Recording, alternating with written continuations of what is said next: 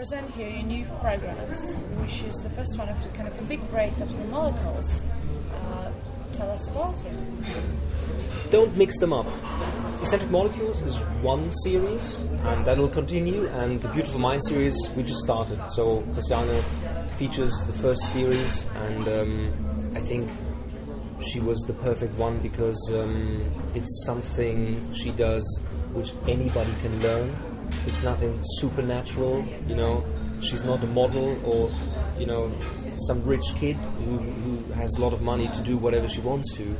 She stumbled into that herself, and she became the world champion, which is great. But most important is I want to give them the idea that it's worth using your brain. Again, it's sexy to use your brain. Only a smart woman is a sexy woman, and the techniques can be adopted by anyone, as you've seen. It's easy and it's fun. So this is much better, and I think there's some integrity, there's some substance in this, which we felt was strong enough to just do it. Christiane, was it kind of easy working together? Or did you always agree with each other? Like on ingredients, on the smells, on the way how the package looks? I think it was really very easy because, I don't know, we had a connection from the beginning, and it was not that I said, oh, that's disgusting or something like that. So, and if I had said, oh, we could take this, then he said his opinion, and either we tried it, and then we tried it, and then he said, oh, see, it doesn't fit, or something like that. And then he explained why it doesn't fit, or I smelled it, and then it was okay. So I would say it was easy. I agree. It was an easy collaboration because she didn't know anything about it, and I know lots about it.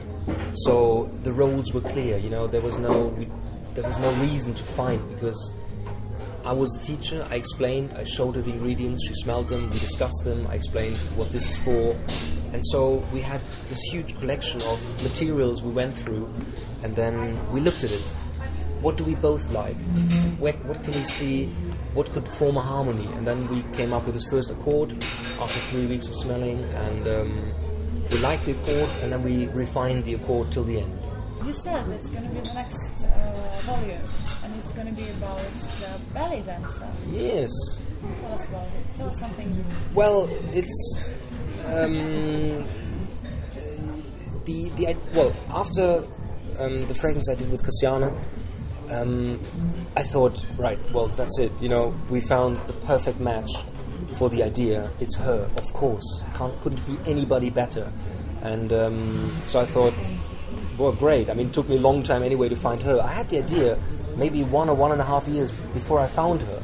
So it just came to me one night. I was about to go to bed, and I decided, nope, I'll have a look at telly. So I was zapping through, and I got stuck at this documentary on Arte, and it was a documentary about this ballet dancer, and I thought, hey, she's really cool, she's really elegant, and then it just went like ding, and I thought, well, of course, she's another beautiful mind, because being a ballet dancer, it's not just like, you know, you're a dancer, you can perform, you have to be so in control of your body to do expressions which match the music, the colors, the setup of a theater.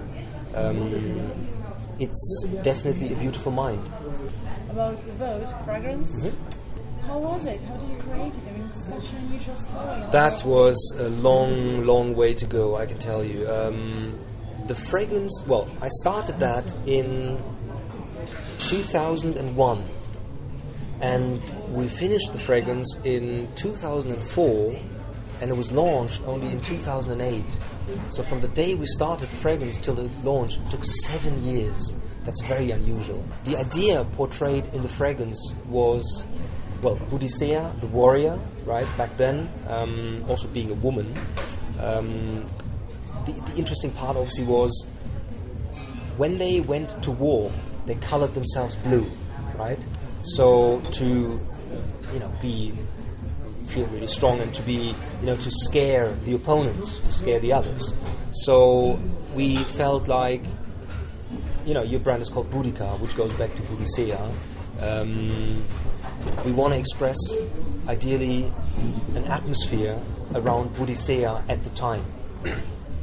So you think they went to war? They went to war high on drugs, so that they would. Well, of course, I mean whatever they had at the time. I'm sure they didn't smoke marijuana, but they had something to sort of, feel ready. Let's go and be brutal. So, drug. We chose opium. I recreated the smell of real opium, raw opium.